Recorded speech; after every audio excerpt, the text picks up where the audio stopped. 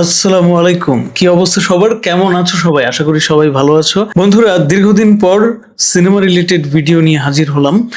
একটু ব্যস্ততার কারণে আসলে এই দিকটায় মনোযোগ দেওয়া হয়ে ওঠেনি। তবে আশা করব, আমি নিজের প্রতি আশা করব যে এখন থেকে তোমরা আমাকে রেগুলার দেখতে পারবে। যাই হোক, দেরি না করি, কি নিয়ে এই ভিডিও থাম্বনেল থেকে সবাই বুঝে গেছো। হ্যাঁ, শাকিব খানের রকস্টার সিনেমার গান এখনো পর্যন্ত আপলোড করতেই আছে ভাই। উড়ে যাব আকাশ পেলে, দুর্দান্ত একটি গান, যেটা আমি সিনেমা হলে সিনেমাটা দেখার সময় উপভোগ করেছিলাম, সেটা কিন্তু এতদিনে রিলিজ করছে। মানে ভাবা যায়, রকস্টারের মার্কেটিং একটা সময় মনে হয়েছিল যেন দুর্দান্ত হচ্ছে।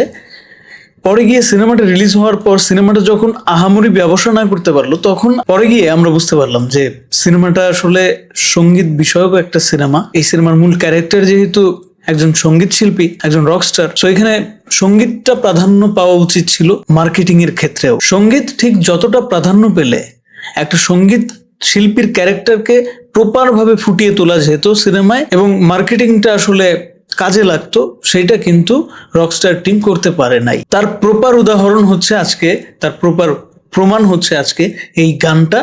উড়ে যাব আকাশ পেলে এত দুর্দান্ত একটা গান হওয়া সত্ত্বেও, লিরিক্স এত দুর্দান্ত হওয়া সত্ত্বেও সিনেমা রিলিজ হয়ে গেছে। সেই ঈদের সিনেমা কতদিন পার হয়ে গেছে, এতদিনে এসে রিলিজ করলো। মানে কি বলবো, এখানে বলার কিছু নাই। যাই হোক, গানটা অসাধারণ ছিল। গানটা অবশেষে রিলিজ করলো। মাঝে মাঝেই ভাবতাম যে এই গানটা কেন আসে না, এতদিন পরে এই গানের দেখা পেয়ে কি চুপ করে থাকা যায়? না, চুপ করে থাকতে পারলাম না, চলে আসলাম। চলো একবার দেখি, এবং তোমাদের অভিব্যক্তি কি, আমার অভিব্যক্তি কি, সবটাই প্রকাশ হয়ে যাক।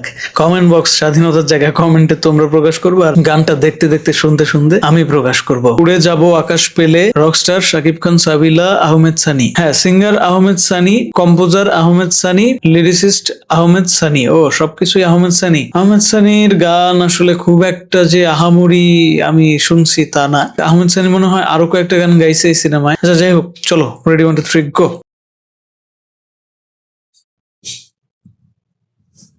বাহ, দারুণ ফ্রেম।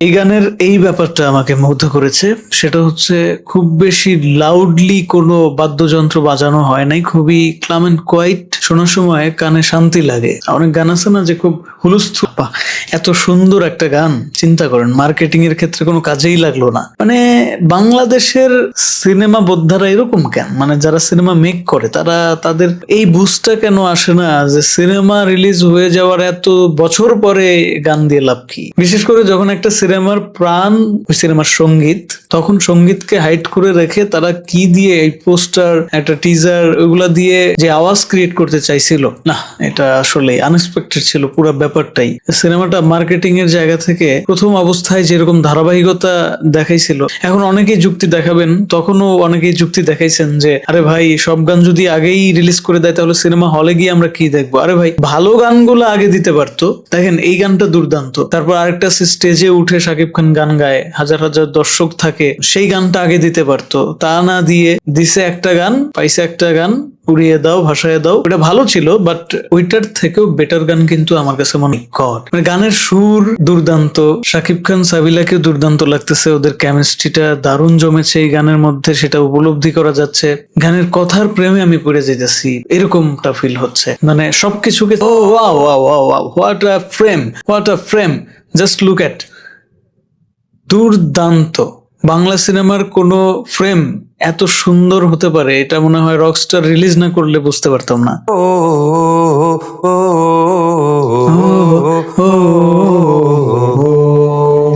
এই যে গ্রহ তারা কারে ডাকে দেয় সারা।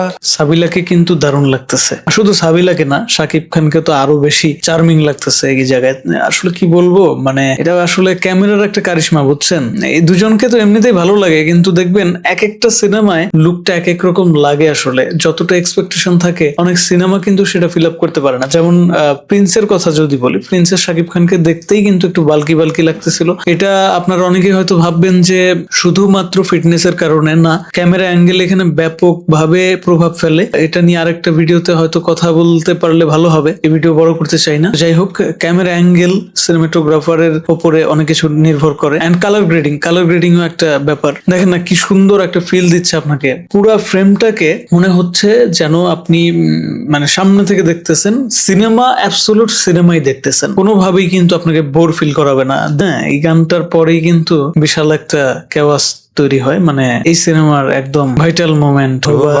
আহা, শাকিব খানের ক্যারিয়ারে আমার কাছে মনে হচ্ছে যেন রকস্টার সিনেমার গানগুলা একদম এভারগ্রিন গান হয়ে থেকে যাবে।